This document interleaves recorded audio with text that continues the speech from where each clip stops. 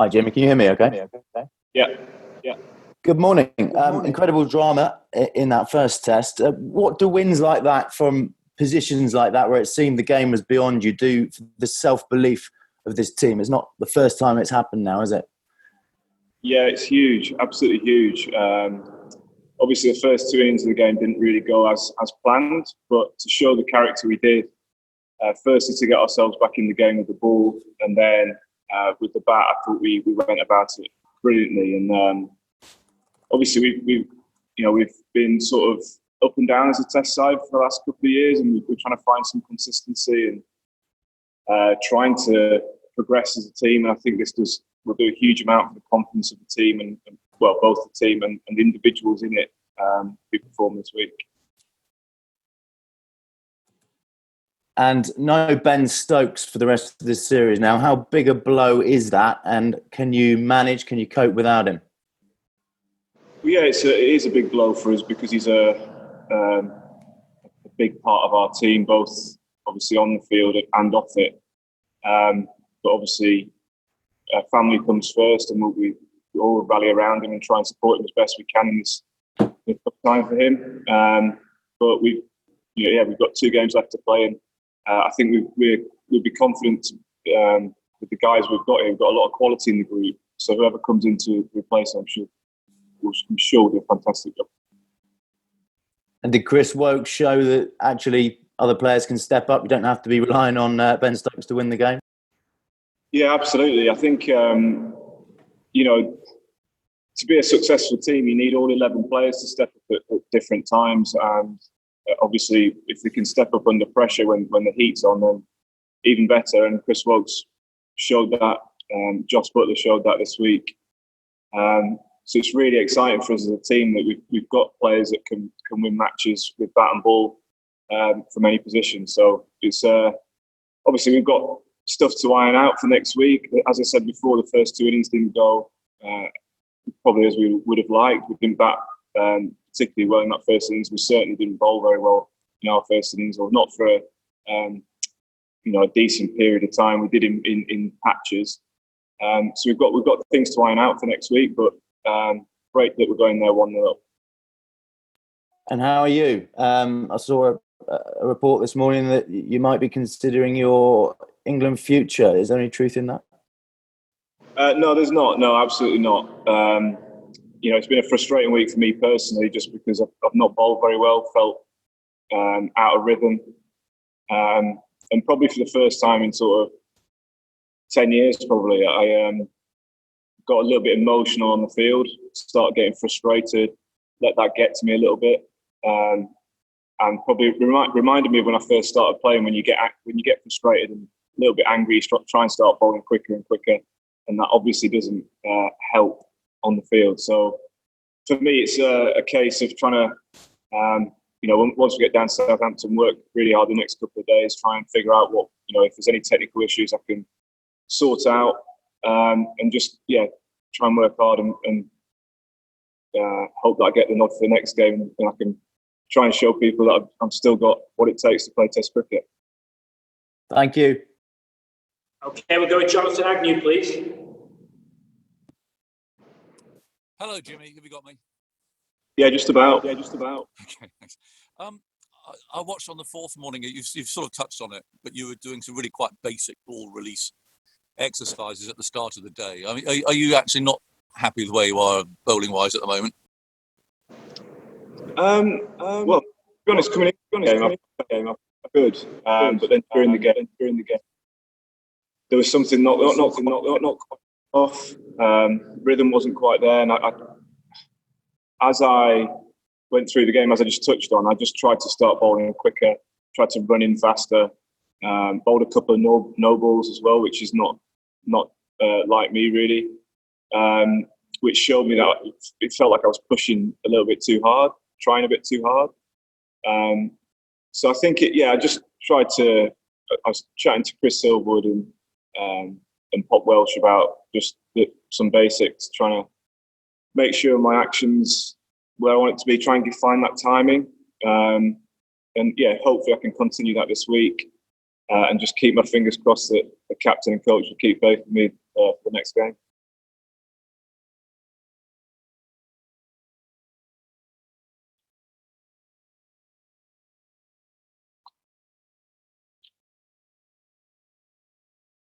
Ageas, you're muted. You're on mute. You muted me, so here we go. I was going to touch on that because do you feel that as the matches and the months go by, rather than there being less pressure on someone of your experience and stature, but in a way there's more because there are queues of fast bowlers coming up through the ranks. Everyone's talking about the great depth that there is. With each passing match in which you don't hit absolute top form, do you feel that people are starting to say, well, that's it, that's the end of him now? Yeah, I did feel like a little bit, but I think that's just something that I've done really well throughout my career is actually deal with the pressure that comes with playing, whether that's the pressure of expectation, the pressure of the match situation. I feel like I've dealt with that pretty well throughout my career, and this week I probably didn't deal with it very well. So again, that's something that I need to look at and just go away and personally work on that and try and make sure that once, if I play in the next game, or whether it's the test after that, or whether it's the winter, then whenever I play next, I'm ready to be able to cope with that and make sure I think it's about focusing on the game situation as well for me, because the minute you start thinking about whispers, things like that can affect you. So I've got to throw myself into the match situation and just try and fully focus on. So do you feel therefore that this coming game is actually quite crucial for you personally, and that if you don't play, that might mean that you've just got one game left in the series possibly, but you're not guaranteed of that. So is selection of this next match really important for you? It's always important. I've always I've never counted my chickens. I've never thought I'm definitely playing the next game. I've always worked hard, whether as the peak of my powers or when I first started. I think having the attitude of trying to work hard in practice, keep improving, and then play well in the actual game itself. I think those are the things that I've always tried to do, and I think that doesn't change this week or the next year or the next 3 years or whatever it might be. That for me, that's what I've got to do. I've got to keep working hard, and then this selection is out of my hands really. It's, as I said, I've got to work hard and show that I'm bowling well. I think also that I've bowled in the West Indies. I felt good. But the way the ball was coming out, game should change. One bad game. Everyone has a bad. I'll have more bad games. So for me, trying to keep a positive mental attitude, focus on the next game. Put everything else behind. It's one of those things as well. When you play well, you can't dwell on that either. You've got to put everything behind. Focus on what's coming up.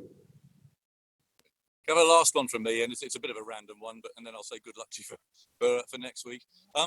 The remote calling of no balls. How does that feel on the middle? I think it's a good move.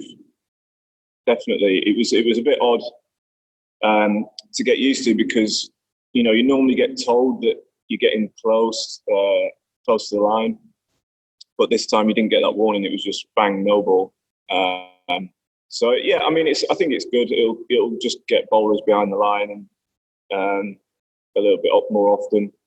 I think throughout the last 2 or 3 games that we've played here, we've seen quite a few go unnoticed. So I think it's good that first the bowling team, the batting team get the run, and the bowlers are made to get behind the line.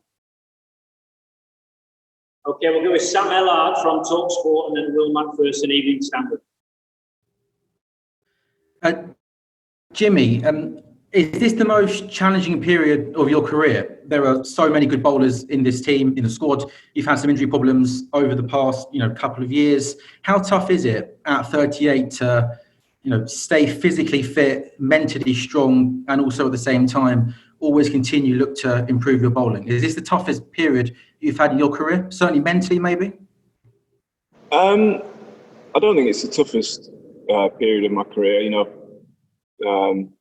had quite a few tough periods, as you'd expect over a decent length career. I just think it's a different sort of there's a different way of thinking, maybe.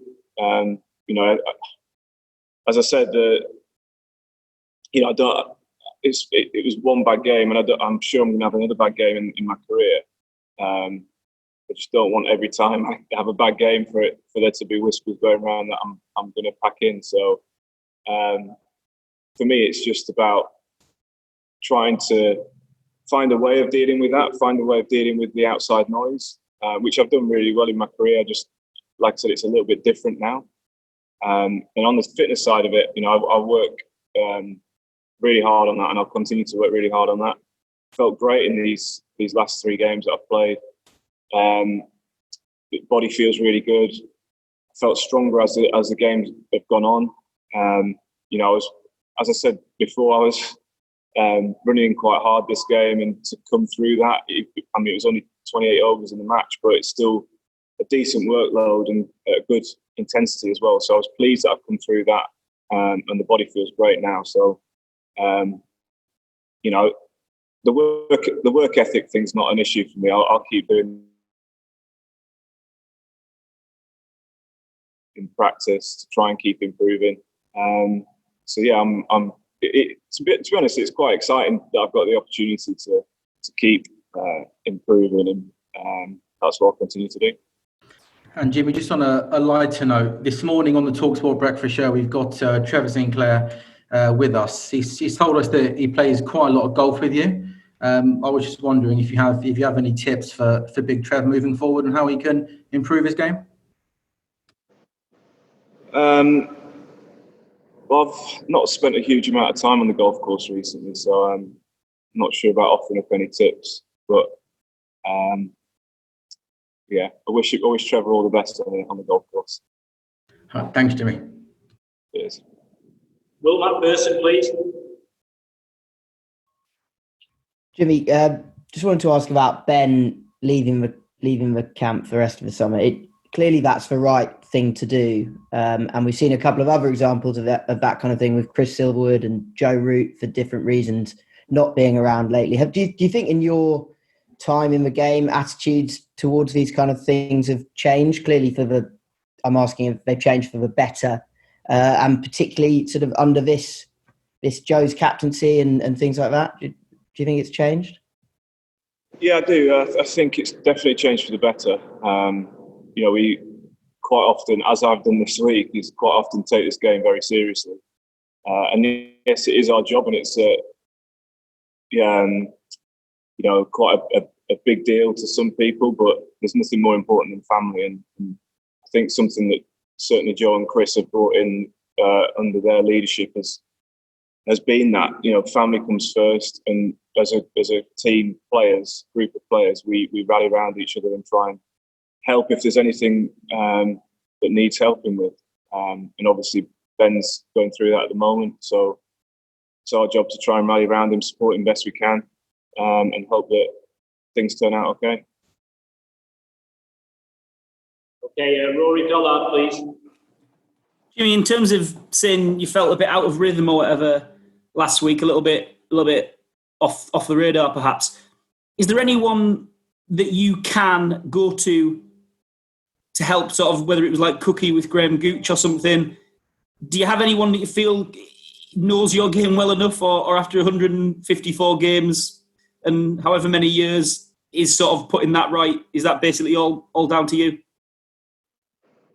I think, a lot of it's down to me, to be honest. But obviously with the help of the guys that we've got here, I use Chris Silverwood quite a lot. He was bowling coach before he became head coach. He knows bowling. He knows me as well. So I work with him quite hard, and we've had some great coaches around us this summer. So there's plenty of people to be able to pick their brains, pick their thoughts. I'll be talking to Brody as well, see if he can see anything, because it feels like we've been each other's coach at mid-on and mid-off for however long. So we do it, we try and help each other out. So I'm sure I'll be picking his brains this week too. He said the other day, I think when he got the 500, that you were still his inspiration. So it works two ways a little bit. Well, absolutely. I mean, I think, to be honest, we've inspired each other through our career together. We've pushed each other, we've supported each other, and certainly I don't think either of us would have got the amount of wickets we would have without the other one. So we've got a lot to be thankful for to each other, and I'll continue to help Brody as much as I can through the rest of his career, and I'm sure he'll do the same for me. Thanks, Rory. John Etheridge, please. Morning, Jim. You've been saying you're hoping you'll play on Thursday. Would you expect England to play the same balance of the team? I mean, Ben has been considered a specialist batsman in the last two tests, and they played the four seamers. Obviously, Ben did bowl a few overs, but would you expect the same balance? I'm not sure, to be honest. Probably halfway through this game, the last game, we thought we need to change the balance, but by the end of it, you think, well, we can cope with that sort of balance. Obviously, without Ben bowling, we saw how it is difficult to find that balance. But we've got players in the squad who can help us cope with that. And I think Chris Wilkes showing that batting the way he did shows that he's a more than capable number 7, and he'll just continue to get better as well. I think the more exposure he gets at that position. So yeah, it's really difficult for me to say what sort of balance the team will go with. But as I said, we unfortunately we're missing Ben, but we've got some really good quality players in this team to help replace him. Sure. Could I just ask, in the past few months, you've spoken quite a lot about the likes of Ryan Giggs and Tom Brady playing level sport to the age of 40 and referencing the Ashes. So your desire to play in the Ashes remains absolutely as strong as ever. Yeah, absolutely. Yeah. To be honest, it's not like that's a focus of mine or anything. I want to keep playing as long as I possibly can. I think if I keep bowling the way I did this week, then the opportunity to retire will be taken out of my hands. It'll be a selection issue. But, for me, I'm still hungry to play the game. And I just want, I think the frustration for me this week has been just after one bad game, the sort of whispers that go around. And I don't think that's really fair. But yeah, for me, I'm still hungry. I'm experiencing a win like that this week. That is why we play the game. Seeing all the lads perform, and I think if any other sort of test match, it's one of the, for me, I'd be thinking it's one of those things. Everyone has a bad game every now and then, so that's how I've got to look at it. And as I said, work hard, try and put things right next week if I get the chance. You didn't bowl that badly, did you? No, I didn't. But I feel like the second innings in particular, the chance went down and I actually let it get to me. And I'm normally pretty good at just, if you created a chance, then that's actually a positive thing, and you've got to try and look at it. Obviously, it's frustrating when the catch goes down, but if you're creating chances, then yeah, you must be doing something right. But for me, I let it get to me a little bit. Got a bit too emotional, a bit too frustrated, and I just felt I didn't feel like I was bowling to the standards that I set myself. So that's probably a big frustration. Okay, we're going to take 3 more. We'll start with Julian, then Paul, and finish with Nick Holt. So, Jimmy, obviously when a bowler's having a tough game, the captain can spell you, bring someone else on. I mean, from a bowler's point of view, when you can see that your wicketkeeper was having a tough time, like Joss was, how's that for you in the field, and what does it say about him that he was able to sort of, perform in the end with the bat in the way that he did? Well, I mean, it's not easy to see because, I mean, we all love Joss, and we all know how hard he works at his game, and the way he works and how talented he is, he will keep getting better and better. Certainly on the wicket keeping side of things. And for me, I don't think there's anyone better in our team to be able to chase down a target. We've seen how amazingly calm he is under pressure in white ball cricket when he's chasing down a score. And he showed that in abundance yesterday. The way he batted with Chris Wokes was just, absolutely phenomenal. And hopefully that'll do his confidence wonders, really, because we as I said, we love him in this team. He's brilliant for our team and the environment, and he's a huge talent as well. I think we want a Josh Butler in our team performing at his best. Thank you. Paul Newman, please. Well, hi, Jimmy. How big an incentive is 600 Test wickets now you're so close to it? Because it really is an incredible figure and you're within touching distance. It's not a huge thing for me, really. As the other sort of milestones have gone past, haven't been either. For me, I want to be contributing to this team, and that's my sole focus, really. I want to be bowling well, and contributing to England winning games of cricket. And that's been my focus throughout my career, and that'll continue to be my focus for the rest of my career, because I think that's served me well. The milestones, if I get 600 wickets, then great. If I don't, then I'm happy with what I've got. I just want to. I know I can perform better than I did this week, and I want to, as I said, keep getting better and helping them win games of cricket. Thank you. And last question. You've probably just answered this question just now, but Alistair Cook played 161 tests for England, which is obviously the record. You're on 154. Would you like to go past that? I mean, that'd be quite an achievement for a fast bowler to end as England's most capped cricketer. Yeah, that's all I'm focused on, is getting past Alistair Cook. No, I mean, I can't quite believe when you the number that's next to my name when the teams go up on the TV. 154 does sound quite a lot of games, but I feel like I've still got quite a few more left in me, and I think that's got to be the focus for me. Is just trying to, as I said, focus on the next game, try and stay fit. As has been said today, my last probably 18 months has been frustrating injury-wise. So, I just want to stay fit, keep enjoying. I think getting back to enjoying my cricket, which I didn't enjoy bowling this week, but I want to remember why I play the game. I enjoy doing what I do. Play as long as I can. If I get past Cookie, that'll probably be the only one thing that I've got up on him. So I'll take.